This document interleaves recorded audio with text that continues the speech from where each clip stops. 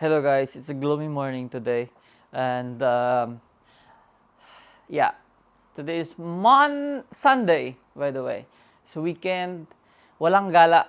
Walang gala muna kasi feeling ko lagi na lang tayong gumagala and talagang kailangan natin mag-rest sometimes. Kailangan natin yun.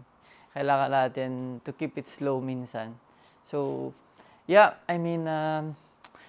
magkakape lang muna ako kasi kailangan umaga na. Ano muna natin to kasi yung light. Okay. Yeah, sana yung mic malakas pa din kasi this will be the test of time na it's working kasi yun dahil gumagana siya. Anyways, let me have my coffee. And meron tayong vanilla chocolate para breakfast. Ayan. So, binili ko to sa Cinebel para meron akong breakfast for the next 4 days. So, every morning, ito yung pagkain ko. Sugary.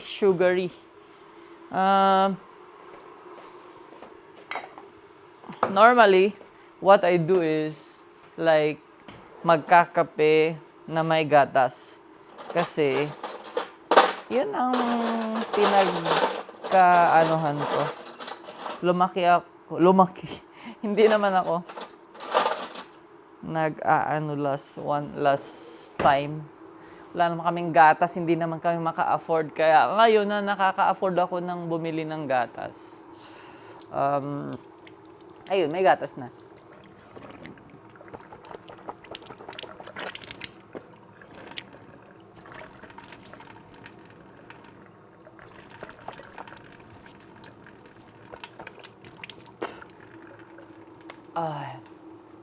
Imagine.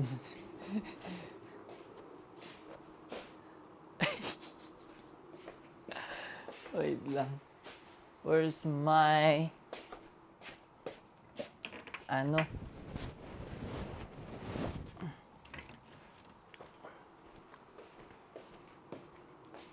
back. Back again.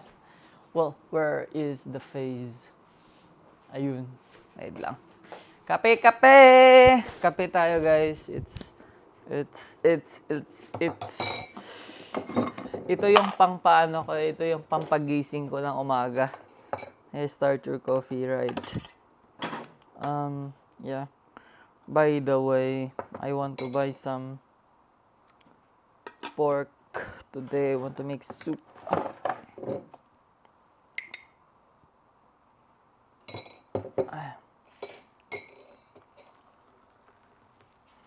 Okay.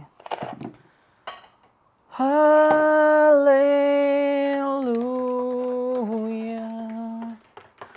Hallelujah. Isang lang, maliit lang ako. Maliit konti. Konting. So, ito yung pagkain natin na pinagmamalaki ko na worth 25 pesos kada isa. So, ito yan. And, nakakamiss kasi normally, pagka ganito na, busy na, nangungulit na yung mga aso ko. And now, wala sila. So, medyo, I'm feeling bad, but yeah, it's for the good naman. Sometimes you need to sacrifice for just a few days. 'Di ba? Anyway, ito yung chocolate cake ko for breakfast. Ayan, malaki siya. Sarap. Love it. Bye guys. Kape muna ako. Ciao.